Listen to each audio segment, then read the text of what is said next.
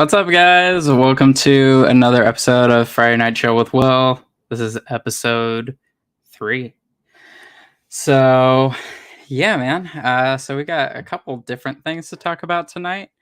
So I guess we'll just hop right in and talk about it, I guess. So last week, I kind of ended the show a little early, or at least earlier than I would have liked it to. And it kind of was a shit show, if I'm honest. And so kind of wanted to go into what exactly happened there and why I got the way I did. So I got like super anxious last week, and for one reason or another I just kind of started panicking, and I was like, I don't know. It just my anxiety got the best of me, and I just could not. I just couldn't talk about the thing I came on here to talk about, which is so silly. Um, but I kind of wanted to delve into tonight, like why I kind of have that anxiety. So, um, if you're watching this, I'm assuming a lot of you have been following me at this point. You'll probably remember that before I was doing this, I was doing a show called RR The Streets. And I did that for a couple years. And that ended just shy of 2 years ago. In a couple weeks, it'll be 2 years since the show ended. And that whole thing did not end the best. And it really left me questioning my self-worth when it comes to, like, I don't know, like talking about stuff, I guess. And I don't know, man, it put me in a really fucked up place. And so I guess let me kind of just like lay out how that whole thing went about. And to preface all of this, I'm only speaking on how everything looked from my perspective. I don't know what people's intentions were when things were happening. But all I can speak on is my experience and how those things affected me. And I'm going to be trying my best not to use like names or anything like that, because whoever did what doesn't really matter in the grand scheme of things. I'm just trying to, explain explain how my anxiety came about and how it is still affecting me now. So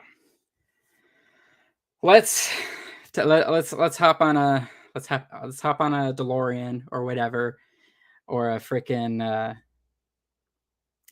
I was thinking of the telephone booth for Doctor Who. Whatever. We're going back in time. All right, 2020.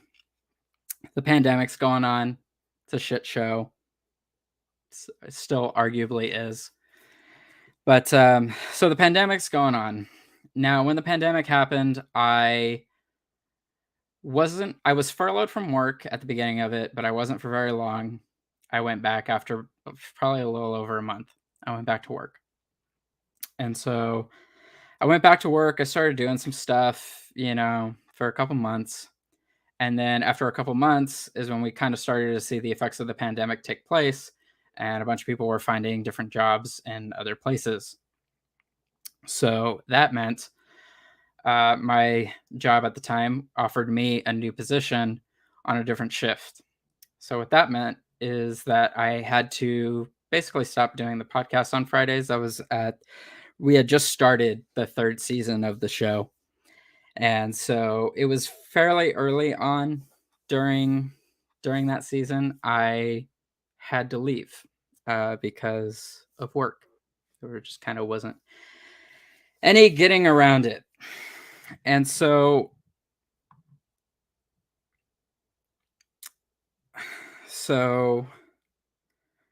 I left the show, and I don't know if it was immediate, but it was not very long after I kind of started to sense this kind of rift in between like me and my other co-hosts, because I wasn't really paying attention to any like Toka related things. I kind of stopped watching all this stuff and paying attention to all of it because it wasn't really relevant.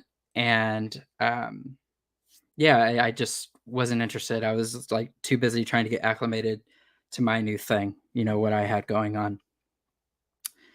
Um, Now, what had happened when I accepted this like new position is it kind of kicked my anxiety into overdrive, and I started having panic attacks at work. And it got really it got really, really bad.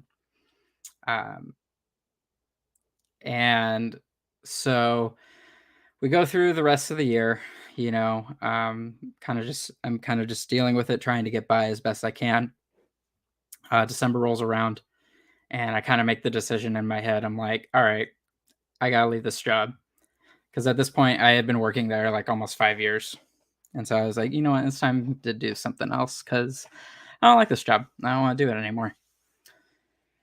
And so, we get through the holidays, and in January, I sit my bosses down and I tell them, hey, um, I'm going to be leaving at the end of June. And that was kind of it. I gave them like a 6-month notice. In retrospect, I don't really know why I did that. I think I did that more so for me. So that way I could like set a date at the beginning of the year and make those moves to, actually follow through on what I said I was going to do. And so that's what I did. Um, and so, it's getting closer and closer to the day where I'm getting ready to, quit my job. I decided that I was going to get the vacation payout, like with all my like accrued vacation time. My job was just going to pay me out for everything that I hadn't used yet.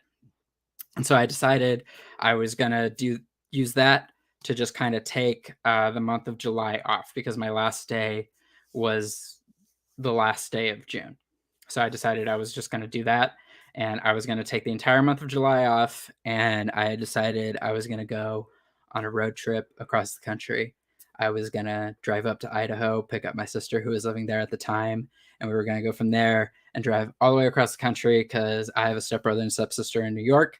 I also had a friend of mine who lived out in New Jersey at the time. We were going to go visit him. And so we had this whole big thing we were going to do. And so that was part of the plan. I was pretty stoked. It seemed like a cool thing. It seemed like a cool like end to this chapter, because I had been working for this company for 5 years. I had been doing the podcasts and stuff. And so a couple weeks before the streets ended, I get a message from one of my co-hosts who said that they were going to be in California visiting, and they asked if I could come hang out with them and we could talk. And I was like, yeah, sure, that's fine. I hadn't talked to them really in a while. Like, I was still part of like a lot of the stuff, but there was just this disconnect because I wasn't paying attention to what was going on in the show really. I just kind of knew the gist of what was happening on the show from week to week. And yeah, so it kind of, I don't know, it was just weird. It was kind of weird. So anyway, so I meet up with them, and we're hanging out. We went to a mall, we hung out. I can't even remember where it was. I think it was Buena Park. We're just hanging out, walking around the mall. And so we finish hanging out, we're getting ready to leave, and they mentioned to me that they are going to be ending the show. And I said, "Oh, okay." And I guess they had been talking with each other about it for a while, and they just felt like it was the best course of action because they knew I wasn't happy with the direction the show had been going in. And so they decided to not do it anymore and instead do a different show that was more or less the same thing. It's just it didn't have the street's name attached to it, and by association, me. And so that happened. And so when that happened, I think it was like literally the next week was both my last week at this job and then my last time doing the podcast on Friday. And it was kind of unexpected. I was trying so badly to make it not look as random as it did, but I can't really help any of that. I tried making it seem like it. I don't know. I tried to make the end of that seem less drastic than it was. And so, a week went by, had my last day at work, ended that, had the last podcast, and we ended that. And after that night, I didn't really talk to my co hosts again for a long time. And so those end. I went on my road trip, picked up my sister, or actually she flew down here, and then we went up the coast, went through California, got to drive up to San Francisco, drove up through Oregon to Portland, went to Seattle, had a friend that was living there at the time, visited them. And then we went to Idaho so I could visit my mom, stayed there for a week, and then, spent the rest of the month really just kind of figuring it out, going through the country, which was it. That was such a cool experience, and I'm very fortunate that I got to even be able to do that. It was a lot of figuring it out as I went. Um, but I'm really glad I got to have that experience. I'm glad my sister got to have that experience too. We did that for the month. And so during that month, I also went through a breakup. The person I was dating, or the person I was in a relationship with for 4 years, we broke things off. And so that happened. And so, in the span of 2 or 3 weeks, everything that was kind of an established thing in my life just kind of disintegrated. This kind of support system that I thought I had, I didn't have anymore. So like even when the breakup happened, I didn't really know who to talk to. I had my best friend at the time. Um, there's only so much they can do. And it was kind of rough. So we get through that, and then like a month or two later, probably a couple months went by, and my best friend who I went to go visit in New Jersey, um, on the road trip, and, I had been really close to him. I called him my best friend for, like, 7 years. All of a sudden, he just ghosted me and stopped talking to me, and I don't know why. Um, I don't know why for a lot of these things. The things just kind of ended. People just stopped talking to me, and I never really got closure as to, why. Um, for most of them, I did for some, but it just it really fucked with my how I perceive my self-worth because my self-confidence is not really in question if it when it comes to, like, outward appearances and stuff like that. Like, if people compliment me, I'm like, "Yeah, of course, I look great. I'm a bad bitch," you know? But when it comes to how I value myself now, like, it is so freaking fragile now, dude. Um,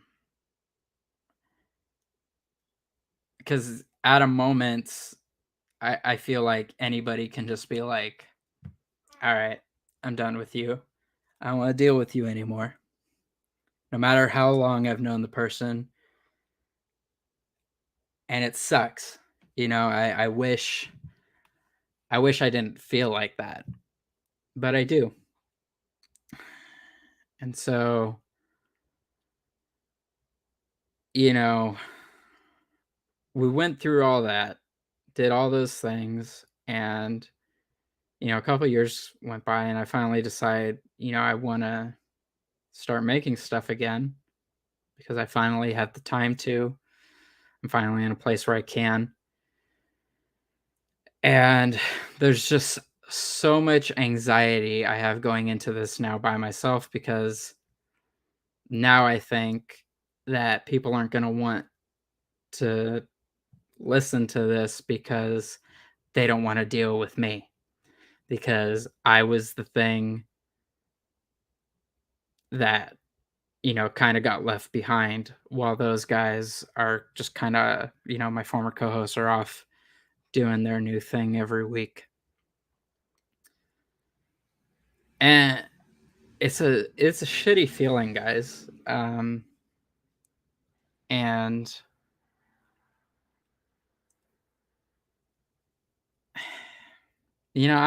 I don't know. I've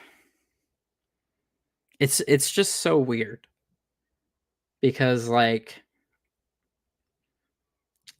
one of them I'm cool with. We talked things out. He actually reached out to me and we actually got to talk through everything. And that was good. But the others I never heard anything about it, really. We never really talked about it. It just kind of happened.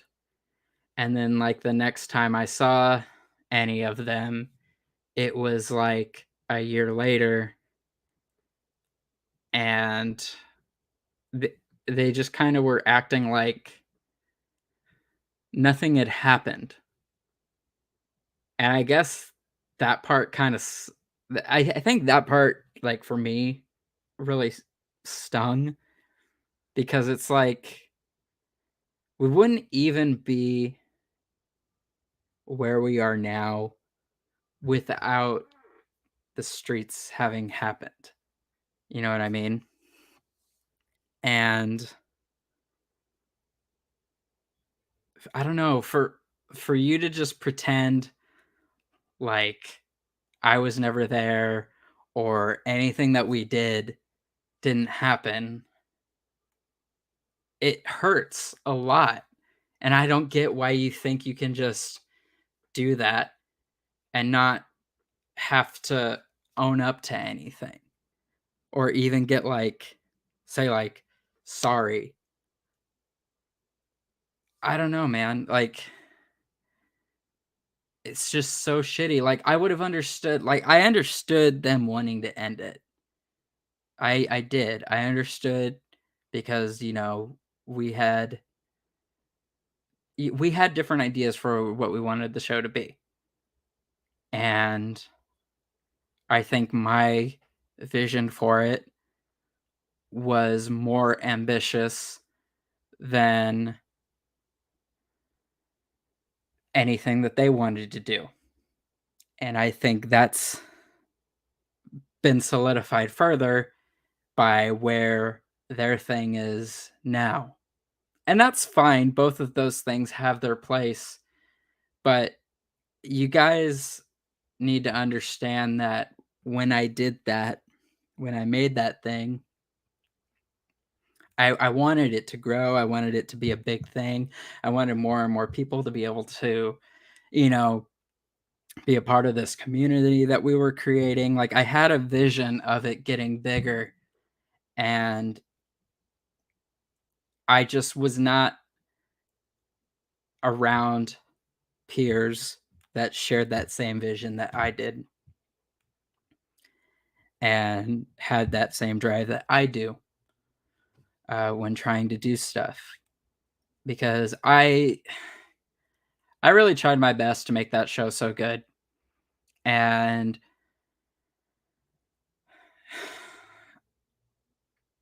it just got hard being one of the only ones willing to give a damn enough to try and make it better. Like, everything that could have made it better always just got reduced to a stupid fucking joke, and I I knew it could be better. That was the frustrating thing. I knew it could be better. I wanted it to be better.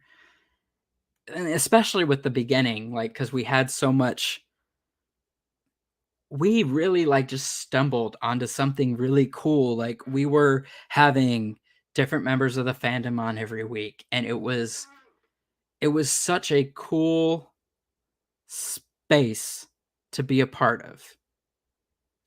And by the end of it, it was just, it devolved into nonsense. And that was the part that sucked for me to deal with. Cause that's not what I wanted. I know we were talking about very unserious things. I knew we were talking about Tokusatsu, Kamen Rider, Power Rangers. I know the content of what we were talking about was not serious, but I still feel like we could have created something really polished, really cool, really innovative, and just a great space for the fandom.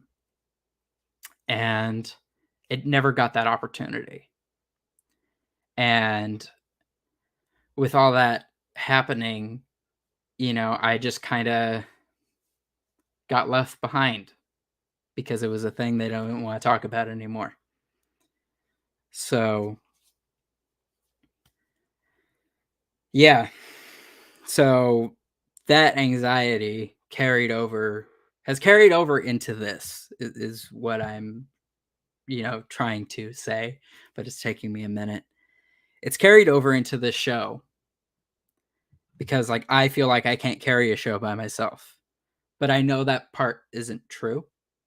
I know that there are people out there watching that support me and that want to see me do good stuff, who know I can do good stuff and be a positive um, influence in this community. I'm so sick of being lumped into, like, some negative perception by people who don't choose to get to know me. Um, yeah, man, it's just, it sucks feeling misrepresented.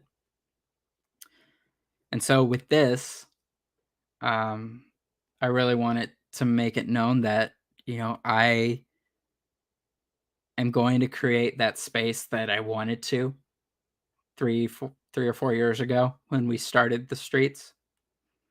And I'm going to make it better. I'm going to make it better than it was. I'm going to make it what the streets could have been. That's what I want for this show. I want it to be something cool. I want it to be something positive for people. So, yeah, I don't know if that's everything, but that's everything I just kind of feel like sharing tonight. And, I hadn't really said anything. I don't say anything, but then like I put together like long Twitter threads where I mention it and like no one says anything, and it's just like I'm just like talking to a wall. But whatever. We're this thing. I have a vision for it, you guys, and I would really like for it to continue to grow. I see that for it. I see it continuing to grow and becoming a positive space for everyone.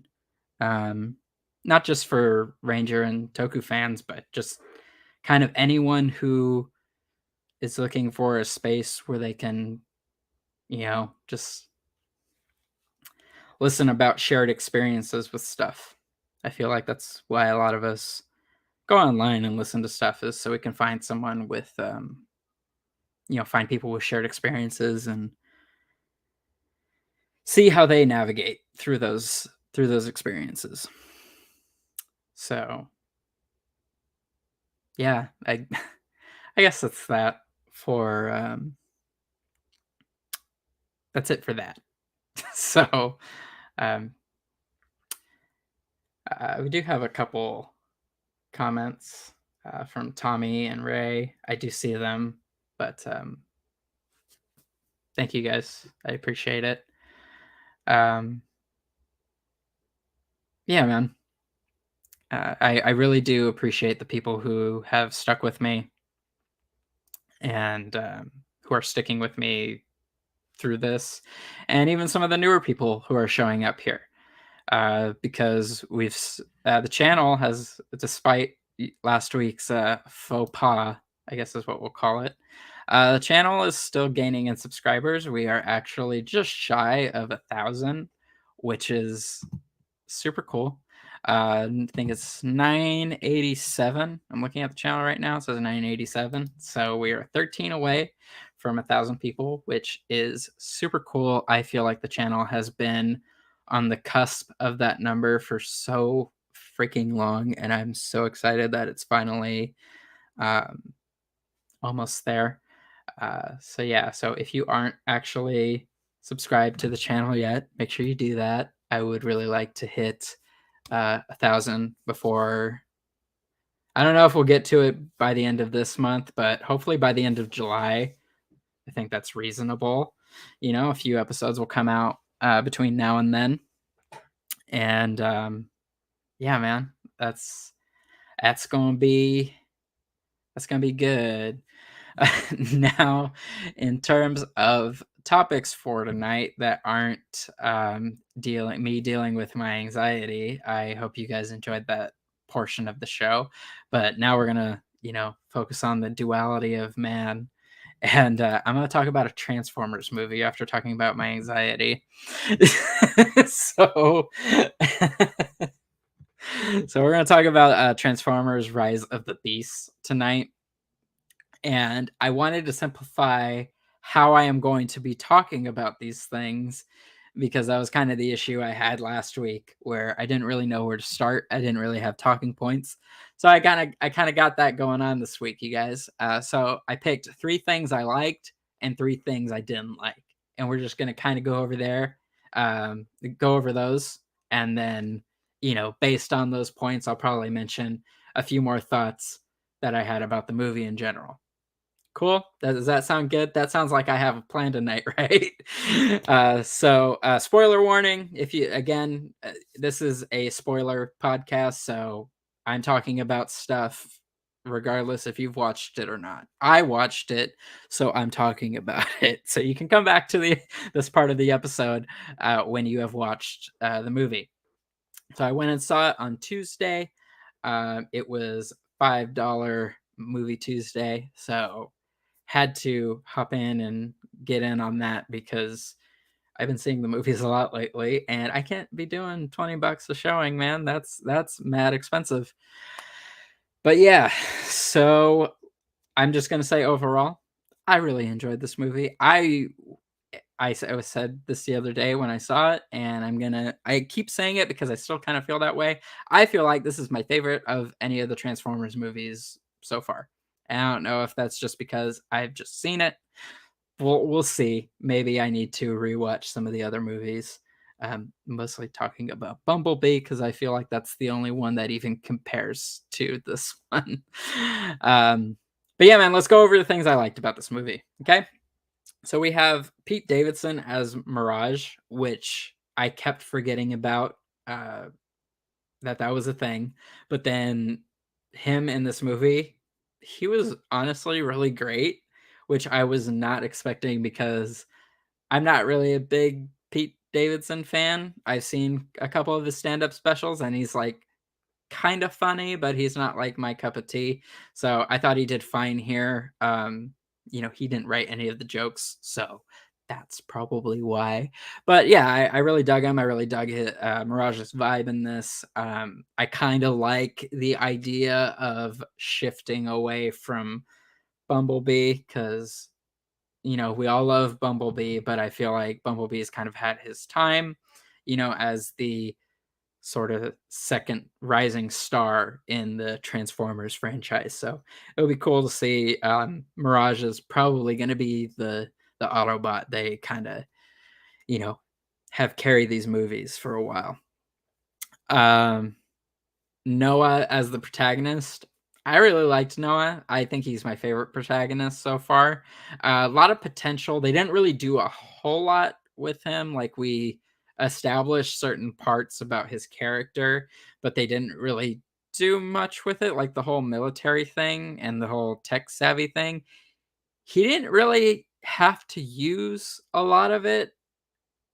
He rebuilt Mirage at the end, but that doesn't really have much to do with, like, tech and computers and stuff, so I'm not really sure how that played in, but I think it will play in more to what they have planned with him for G.I. Joe, I guess, which is a thing that happened in this movie, which I thought was super fucking cool, and, you know after seeing that in this movie, all I'm saying is, like, people panicking about what Hasbro plans to do with Power Rangers, y'all need to just chill and let them do their thing, because I can tell they kinda have something planned.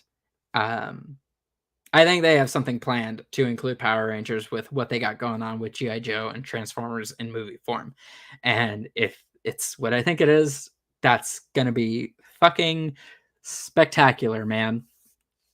So Noah was cool, really liked him. Um, the girl, I cannot remember. Elena? Yes, Elena. She was fine. It was kind of douchey for her to take credit for the entirety of what happened in Peru. That whole little discovery thing. Kind of douchey that she took credit for that whole fucking thing, and didn't include Noah in any of it. So, yeah, I don't know why that had to go exactly the way it did, but yeah, the protagonists were pretty cool. I feel like they were less. I don't know. I feel like they had more personality to them than the original run of human protagonists in the Transformers movies did. So we got that, and the third point I had for what I liked is everything generally with the plot seemed less complicated than previous Transformers movies. Everything seemed pretty straightforward with what was happening with the plot. You had the key that Unicron needed to travel dimensions, and it's in a different dimension, and it's separated in two. That they are trying to stop him. and stop him from getting through and destroying the Earth. So I feel like in other Transformers movies, they've like adapted like a bunch of different plot points all at once. And so when it comes time to understanding what the threat is, it's kind of really convoluted and complicated. So I feel like it seemed very streamlined and simple. That's what, streamlined and simple. Yeah, there you go. That's what I was trying to say. Now we'll go into like some stuff I didn't really care for about the movie. The Maximals and Air Razor didn't get much screen time transformed. In Air Razor's case, she did not get to transform at all, which I think is really fucking annoying because it's like, why do you even bother making robot modes if you're not even going to bother using them in the movie? I don't get why you go through all that trouble designing it just to not use it. And I think just in general, the Maximals were not transformed or in robot mode as long as they should have been or could have been, because I kind of remember what Primal looks like, but Cheetor and Rhinox, I cannot for the life of me really recall what their robot modes look like. So that's really unfortunate. I would have liked them to be transformed more, but for whatever reason, they really wanted to lean in on their animal modes. I don't get it. For me, it seemed like it would be easier to animate, you know, bipedal humanoid robots than a cheetah, a rhino, and a gorilla. But then again, what do I know? And the next thing I didn't really care for, so Bumblebee dies in this, and even when it was happening, I'm like, there's no way he's staying dead, because I think these movies are still like supposed to be a soft reboot, so I think they're still supposed to take place, or they're still supposed to lead up to everything that happens in like 2007 onward, with Sam Witwicky and all that. And so I kind of like knew immediately. I'm like, Bumblebee is not gonna die. Why are they even killing him? It just seems kind of pointless. And I guess it was, I don't know, it was just mainly to get him off screen for part of the movie, and then he could have like a cool moment where he like jumps in the battle or whatever, so he could come in and rescue everyone. But yeah, I don't know. I didn't really vibe with that. I thought it was just kind of pointless and dumb. But that's just me. And then the last little point. So movie Prime is weird because like he seems just so much angrier and violent compared to like some other Optimuses. But yeah, in this movie, I feel like he should have been way more open to getting help from the humans, especially since the events of Bumblebee had just happened. And so, and he even acknowledges it that, I know some of the humans were good to UB, but we still can't trust them, blah, blah, blah, blah, blah. And it's just like, dude, I feel like you can trust at least like two or three more. And that's like how many were in this movie. So I don't know. It seemed like I kind of understood why he had this apprehension to the humans or whatever.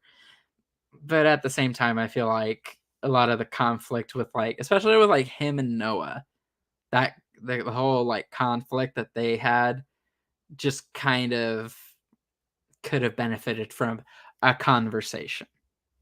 Sometimes these movies, it's just like a simple conversation can clear up so much nonsense that all the characters end up going through. So I feel like we could have cut out a few little bits of exposition here and there, and then worked in a little heart to heart with Optimus Prime and Noah. I feel like that would have been helpful for this movie. um but yeah, man, that was kind of it overall. I really enjoyed the movie. Like I said, I want to say it's my favorite of the Transformers movies so far. I think I like this a little bit more than Bumblebee. I thought Bumblebee was terrific, and I'm really enjoying the sort of new direction that the Transformers movies are going in now, where they seem to have a better idea of where they want to lead things to, or where they want to be building things towards, which I think is is good. It's very nice for me. um Definitely makes sitting through them a lot easier because I remember watching The Last Night in theaters, and that had the Dinobots in that, and I was like super excited about that. But I cannot tell you a fucking thing about what happens in that movie because it was mad confusing. It was long and mad confusing. Uh, so yeah, so maybe hopefully we can get build up to some better Dinobots one day. Um, Depending on what they want to do in these movies. Um, yeah, man, I had a good time. I had a good time with Transformers. Um, yeah, I think that's about all she wrote, though. So I think I'm going to call it quits here, you guys. So thank you so much for tuning in again. I do not know what I am talking about next week. I probably am just gonna kinda wing it now. You know?